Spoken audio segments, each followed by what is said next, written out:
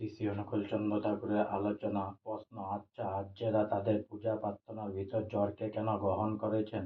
এই জন্যতে অন্যান্য মহাবলম্বী অনেকেই মনে করে আর্য দিগজগণ পৌত্তলিক। উত্তরে ঠাকুর বলেছেন, তাহারা জ্বরকে গ্রহণ করিয়াছিলেন জানিতে with keep and secret attention.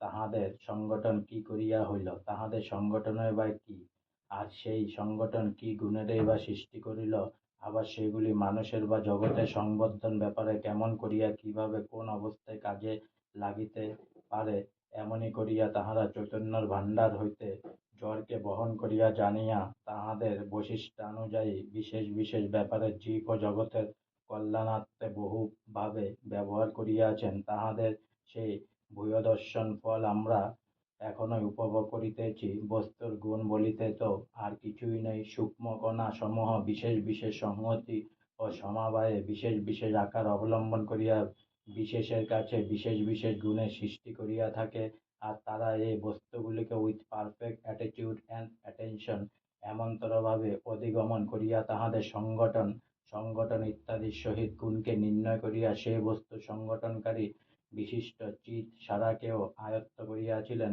এ বলিয়া মনে হয় আর শোনাও যায়। এ যদি হয়, তাহা হইলেই বুঝুন তাহাদের পূজার জানবার নিয়ম ও জানার পাল্লা কতখানি পারফেক্ট ছিল।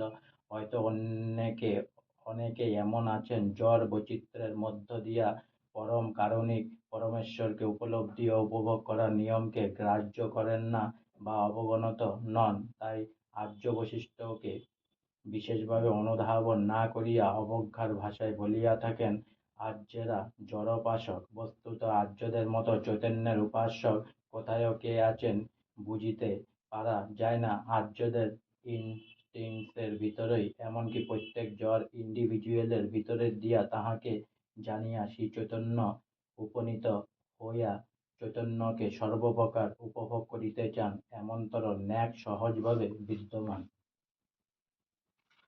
শ্রী শ্রী অনুকূলচন্দ্র ঠাকুরের আলোচনা আজকে আমার এখানেই সমাপ্ত হলো। তাই অনেক অনেক সাবস্ক্রাইব করুন, অনেক অনেক লাইক করুন, অনেক অনেক ভালো থাকুন, অনেক অনেক সুস্থ থাকুন, অনেক অনেক আনন্দে থাকুন, অনেক অনেক হেল্প করুন সবাই সবাইকে, আর সঙ্গে বলুন জয় গুরু।